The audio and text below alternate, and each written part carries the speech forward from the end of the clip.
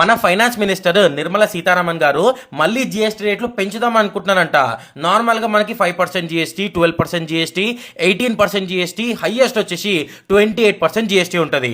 So ఈ 28% GST కాకుండా ఇదే జిఎస్టీని హైయెస్ట్ 35%కి తీసుకొద్దాం అనుకుంటున్నారంట. సో నార్మల్గా సిన్ గుడ్స్ ఉంటాయి కదా, సిన్ గుడ్స్ అంటే ఏవైతే ప్రోడక్ట్స్ మనం కన్జ్యూమ్ చేస్తే మన హెల్త్కి నెగిటివ్ వాటి మనం సిన్ గుడ్స్ అంటాం. ఫర్ ఎగ్జాంపుల్ సిగరెట్ కానీ, గుట్కా కానీ, ఆల్కహాల్ కానీ, లేకపోతే కార్బోనేటెడ్ డ్రింక్స్, ఈ థమ్స్అప్, స్ప్రైట్ తాగుతాం కదా, ఇవి కానీ వీటి మీద జిఎస్టీ సీదా 28% నుంచి 35% తీసుకోతురంట.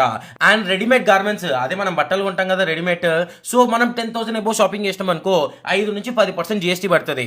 సో ఈ 5 నుంచి 10% జిఎస్టీ కాస్త సీదా 18% తీసుకొచ్చారు. మళ్ళీ జిఎస్టీ రేట్లు తగ్గలేదా అంటే తగ్గించారు.